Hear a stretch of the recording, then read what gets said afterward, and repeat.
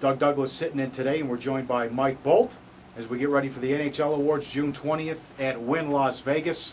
It'll be a great time. Nice to meet you. The cup is here. Got the photos. How are you? I'm doing great. I got to tell you guys, I do a lot of media interviews all over the world, and this is really cool that you're all wearing the NHL stuff. We got Kings, Oilers, and Blackhawks represented here, so that's really cool.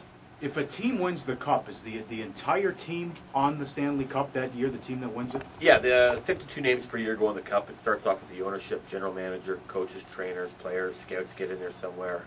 But it's 52 names is the max, and that's the team decision how the names go on. What was the day like today for you, all the places you were taking it around? Yeah, it's a great. Anytime you can come to Las Vegas is always a great thing. And, you know, we've kind of more of a media tour today promoting the NHL Awards. They're going to be here on June 20th at the Wynn. Fans can come out and check out the red carpet, see all the NHL trophies, and see all our great players and athletes that will be here getting awarded their different awards. I was surprised when you said that you still check the cup, because you said last year, wasn't it lost in Buffalo for a little while? Well, yeah, I mean, we do. I mean, we're on a plane almost every day. Certain mishaps happen. I'm sure anybody that's listening out there has lost a bag or two over the years flying, but the airlines are pretty good.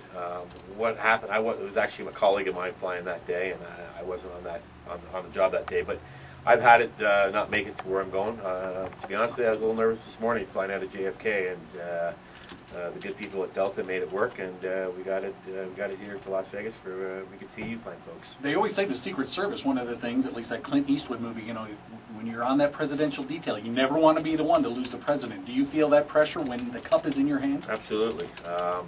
Absolutely. I mean, I do. I was feeling it this morning, and when I was checking and explaining to the lady checking in, and I don't think she understood what it was. Everybody in line was really excited. They were taking pictures, and there were some Ranger and Devil fans in line, being the fact that we were in the New York area, and I kept telling her, I said, you know, make sure this gets there. They charged me a lot to get it on the plane. I said, I'm not going to pay it if it doesn't make it to Las Vegas. But again, they came through, and that's all I care about is making sure it gets from A to B.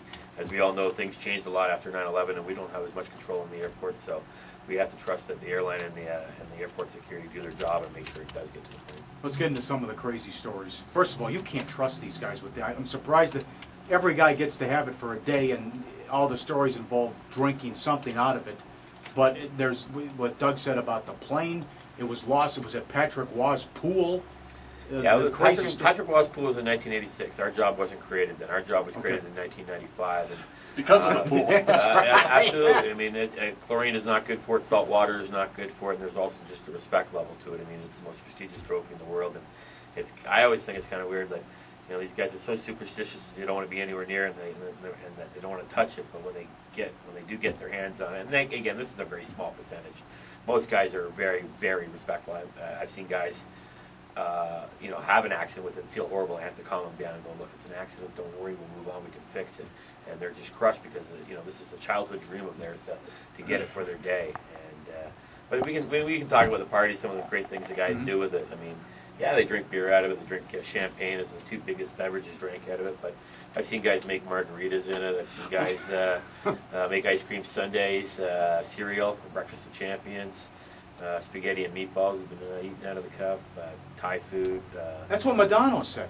Madonna did spaghetti and meatballs Yeah, out of it. yeah, and Belfort too, I think, also did it. Did he? Yeah, and then I've had Sean Podine did Thai food. Max Talbot, he actually did sushi where he dip the soya sauce. He had the soya sauce in the cup and dip his sushi in it to eat a sushi with. So again, a variety of different things. And then guys have taken it golfing, taken it fishing. And when I say golfing, they'll put it in the golf cart to put it on the tee box when they're teeing off, or having it on the green when they're putting to help bring them a little luck on the course too. Well, now, Chris Draper, in theory, I want to know, I'm one of those guys that doesn't usually shake hands or anything. In theory, didn't Chris Draper's small infant actually make a little bit of a mess in there? Yeah, little baby Cameron had an accident. Yeah, you know, as people, you know, people that have small kids, a lot of times they want to get little naked pictures of their babies, and Chris was no exception. And he wanted to get a little baby naked picture of baby Cameron in the cup, and little baby Cameron had an accident. So how was that sanitized, though? Oh, I made Chris clean it because I was there, and he goes, Mike, Cameron had a little accident. I said, 1 or 2. He goes, 2. And I said, well, you're cleaning it. And we cleaned it thoroughly. I mean, from soap and water to rubbing alcohol to sanitizing it. And that was a few years ago. It's even been re-dipped since then. So it is completely re-dipped. Yeah, I mean with the silver, you know. And he actually said that he drank from it that same night. So he did, yeah. So there you go. I mean, true love. Yeah. So that's, I mean, we cleaned it pretty good. And so for Chris, I'd never drank out of it, and not because of that reason, but It's more kind of the fact that I haven't earned the right to drink out of it. Well, again, before your time, but the Ray Bork story in '91, where all these guys, Phil Bork. oh, sorry, Phil Bork, but when something was wrong with it, or if they damaged it and they felt terrible about it, and You're talking about Phil Bork in '91 Yeah. tossing into Mario's pool. yes, Yes, did happen, true story, and it sank to the bottom of the pool. I wonder why I have a job today. there it is. What exactly is your job? We have a guy here who is going to try to steal it here in a minute. Are you packing right now? Good luck. Tell you what, I'll give you a half-hour head start. Is there GPS on here? I ain't gonna give my secrets. Oh, okay. But honestly, theft is not really a major concern because it is so recognizable. Right. I mean, what are you going to do with it at the end of the day? It's meant to be shared. It's meant to be bragged about. Yeah, let's say you pull off the greatest heist, but you're going to have to stick it in the closet, and that's not what the cup's all about. It's meant to be showed off and bragged about. You're not going to go to the pawn shop and ask the guys down the street and say, yeah, how much can I get for this? Well, we did a skit last year for the NHL Awards. Unfortunately, the official Stanley Cup wasn't available. My boss came down and did a skit with the Pawn Star guys, and it was actually the Hanson brothers. Anybody that's a hockey fan from the old Slapshot movie, the Hansons stole the cup from Phil, my boss, and tried to pawn it off at the Pawn Stars. It was just a skit, obviously, and they didn't have the real thing. But it was, we've always joked about that kind of thing for sure. Strangest spot it ended up, other than the pool. I know Messier took it to an Edmonton strip club one time. Yeah, I got a stranger one for you. How about the middle of a war zone in Afghanistan? Really? Yeah, we've been over there 3 different times and visited the troops. And to have the cup in the middle of a war zone in Afghanistan was an amazing experience, both for myself and for all the players that we went over. We went over some NHL alumni, and then to see the reaction of all the troops over there was just incredible. One of the generals said I thought it was the best morale booster they've ever seen in the history of the military. Because we interacted with it. It wasn't a fly-in, fly-out thing. We lived there for 3 days. The NHL players played ball hockey against both the American troops and the Canadian troops.